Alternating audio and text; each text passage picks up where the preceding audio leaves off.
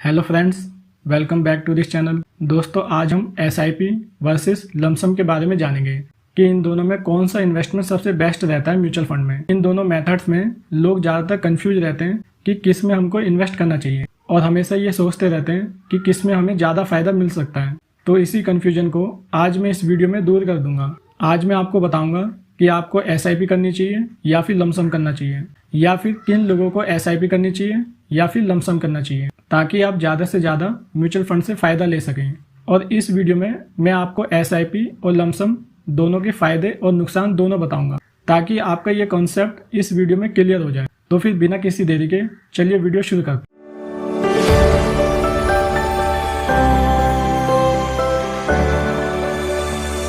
दोस्तों, एसआईपी, जिसे systematic investment plan कहते हैं, इसका मतलब होता है कि आप हर महीने एक फिक्स अमाउंट कुछ समय के लिए फिक्स कर देते हैं। यानी हर महीने आप एक फिक्स अमाउंट अपनी इन्वेस्टमेंट में दे रहे हैं। इसका मतलब तो हो गया एसआईपी। और इसकी दूसरी तरफ लमसम, जिसका मतलब होता है कि आपके पास जितना भी पैसा है या फिर आप जितना भी अमाउंट एक साथ इन्वेस्ट करना चाहते हैं वो आप लमसम के थ्रू कर सकते हैं। लमसम का मतलब हो गया कि एक ही बारी में सारा अमाउंट इन्वेस्ट कर देना। अब इन दोनों में बेहतरीन कौन है, इसके लिए हम एक एग्जाम्पल से समझते हैं। मान लेते हैं कि दो लोग हैं, एक है राम और दूसरा है श्याम। राम ने सोचा कि वो हर महीने एक 5,000 रुपए की एसआईपी करेगा, और वो भी 25 सालों के लिए। इसमें वो मानकर चल रहा है कि उसको एवरेज इसमें 13% रिटर्न तो मिल ही जाएगा, क्योंकि म्यूचुअल फंड में आपको 12-13% रिटर्न मिलना कोई बड़ी बात नहीं है। तो उसने माना कि उसको 13% इसमें रिटर्न मिल जाएगा। तो इस तरीके से 25 सालों में उसके टोटल इसमें अमाउंट इन्वेस्ट हुए 15 लाख, और इसमें उसने जो रिटर्न कमाया वो 98.5 लाख रुपए कमाया। मतलब कि उसकी जो टोटल वैल्यू बन गई वो 1.25 करोड़ की बन गई। वहीं दूसरी तरफ श्याम है, जिसके पास 15 लाख रुपए है और वो इसे एक साथ लमसम करना चाहता है म्यूचुअल फंड में। श्याम भी यही मानकर चल रहा है कि उसको 13% इंटरेस्ट मिल जाएगा, और श्याम भी जो लमसम कर रहा है वो 25 सालों के लिए कर रहा है। अब 25 साल में उसका जो टोटल रिटर्न बना वो 3 करोड़ के आसपास बन गया। यानी इसमें उसकी जो टोटल वैल्यू बन गई वो 3.25 करोड़ रुपए बन गई। अब इन दोनों के रिजल्ट्स देख के अब आप सोच रहे होंगे कि भाई एसआईपी से तो लमसम बढ़िया है। लेकिन दोस्तों, ऐसा नहीं है, क्योंकि अगर आप इसे थोड़ा डीप में समझेंगे तो आपको समझ आ जाएगा कि एसआईपी बढ़िया है या फिर लमसम बढ़िया है। चलिए इसे हम समझते हैं। अब देखो, श्याम ने एक साथ लगाए 15 लाख रुपए, यानी कि श्याम के पास 15 लाख हैं इसी समय, तभी तो वो लगा पा रहा है। और क्या 15 लाख लगाने के बाद क्या श्याम को शांति मिल गई कि चलो अब कोई दिक्कत नहीं है, इतने साल बाद हमें इतना रिटर्न तो मिल जाएगा?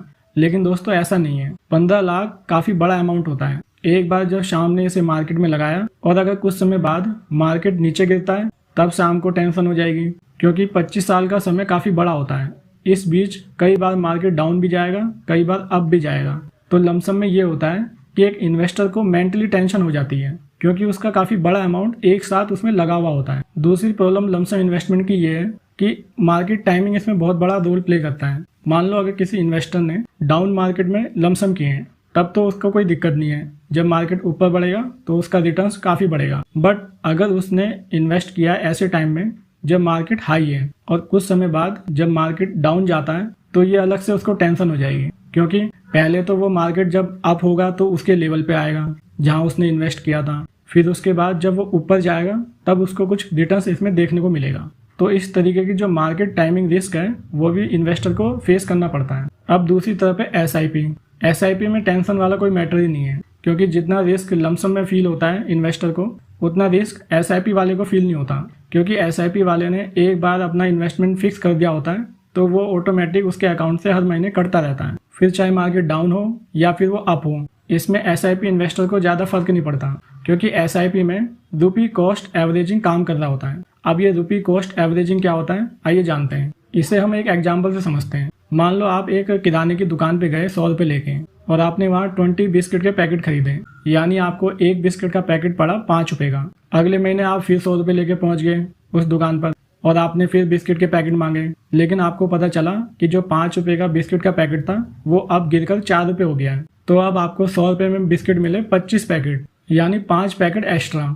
ठीक इसी तरह से म्यूचुअल फंड मार्केट में भी होता है। जब मार्केट डाउन होता है तो जो यूनिट की वैल्यू होती है वो गिर जाती है। भले ही आपकी एसआईपी हर महीने फिक्स है, लेकिन जब मार्केट डाउन होता है और उसकी यूनिट गिरती है तब आपको सेम अमाउंट में ज़्यादा यूनिट मिलती है। तो इस तरीके से एसआईपी में आपका रिस्क भी कम हो जाता है। दोस्तों, अगर आपको ये वीडियो पसंद आ रही है तो इस वीडियो को एक लाइक कीजिए। चैनल पे नए हैं तो चैनल को सब्सक्राइब कीजिए, ताकि जब भी मैं पर्सनल फाइनेंस से रिलेटेड वीडियो अपलोड करूँ तो उसका नोटिफिकेशन तुरंत आपके पास पहुँच जाए। अब हम बढ़ते हैं अपने अगले पॉइंट की तरफ। अब ये सब जानने के बाद आप ये तो नहीं सोच रहे कि भाई लमसम से तो SIP बढ़िया है। देखो दोस्त, म्यूचुअल फंड में ये दोनों तरीके आपको इन्वेस्टमेंट के लिए दिए गए हैं, लेकिन इनमें से कौन सा बेहतर है ये डिपेंड करेगा कि इन्वेस्टर के फाइनेंशियल गोल क्या है, या इन्वेस्टर की फाइनेंशियल कंडीशन कैसी है, उसमें रिस्क लेने की कितनी क्षमता है। इन सब बातों पे डिपेंड करेगा कि वो किस तरीके से जाए। जैसे कि अगर किसी को SIP करनी है तो SIP उनके लिए बेस्ट है जिनको रेगुलर एक इनकम आती है और वो एक रेगुलर इन्वेस्टमेंट चाहते हैं, ऐसे लोगों को SIP करनी चाहिए। साथ ही जिन लोगों की रिस्क लेने की क्षमता कम है या फिर वो मार्केट के अप डाउन से बचना चाहते हैं, उन लोगों के लिए SIP बनिए। लेकिन दोस्तों एक चीज है, SIP से सबसे बड़ा फायदा ये है कि एक इन्वेस्टर में डिसिप्लिन आ जाता है। जैसे अगर आपको सेविंग की आदत नहीं है और आप SIP करते हैं तो धीरे धीरे आपकी ये आदत भी बनने लगेगी कि भाई हमें भी इन्वेस्टमेंट स्टार्ट करना चाहिए। और अगर आपको पावर ऑफ कंपाउंडिंग देखनी है तो आपको ये म्यूचुअल फंड में भर भर के दिखेगी, क्योंकि म्यूचुअल फंड में असली फायदा मिलता है आपको पावर ऑफ कंपाउंडिंग का, जब आप इसे लॉन्ग टर्म के लिए इन्वेस्ट करते हैं। और वहीं दूसरी तरफ लमसम किन के लिए बेस्ट है? जिन लोगों के पास एक बड़ा अमाउंट है और उनमें हाई रिस्क लेने की कैपेसिटी है। और एक बात बताऊं आपको कि मार्केट में जो मौके मिलते हैं बीच बीच में, जब मार्केट डाउन जाता है तो इसका असली फायदा एक लमसम इन्वेस्टर ही उठाता है। SIP इन्वेस्टर उतना बड़ा फायदा नहीं उठा पाता मार्केट से, जितना बड़ा फायदा एक लमसम इन्वेस्टर उठाता है। लेकिन जो SIP इन्वेस्टर है वे भी ये तरीका अपना सकते हैं। वो क्या कर सकते हैं, जैसे कि उनकी SIP कंटिन्यू चल रही है और जब मार्केट डाउन जाता है तो वो भी एक लमसम अमाउंट इन्वेस्ट करके जो सस्ते में यूनिट मिल रही है उनको खरीद सकता है। और आप आगे चलकर इसका फायदा देखेंगे। जिन लोगों की एक नॉर्मल SIP रहेगी उनसे कहीं बेहतर रिटर्न्स उन SIP में आपको देखने को मिलेगी जिन लोगों ने बीच बीच में मार्केट डाउन जाने पे लमसम इन्वेस्ट किया था। तो दोस्तों फाइनली बात यह है कि SIP और लमसम दोनों के अपने अपने फायदे और नुकसान हैं, लेकिन एक इन्वेस्टर को अपनी फाइनेंशियल कंडीशन, रिस्क झेलने की क्षमता और अपने फाइनेंशियल गोल को ध्यान में रखकर ही कोई एक मेथड चुनना चाहिए, या फिर पॉसिबल हो सके तो दोनों ही तरीके से फायदा ले सकते हैं। बट आपको एक बात हमेशा ध्यान रखनी है कि मार्केट कभी भी एक तरफा नहीं रहता। अगर आज मार्केट डाउन है तो कल बढ़ेगा, और अगर आज बढ़ रहा है तो कल फिर से वो डाउन होगा। ये साइकिल इसमें चलती रहती है। दोस्तों मुझे उम्मीद है आपको ये वीडियो पसंद आई होगी। मिलते हैं आपसे फिर एक नई इन्फॉर्मेटिव वीडियो के साथ। धन्यवाद।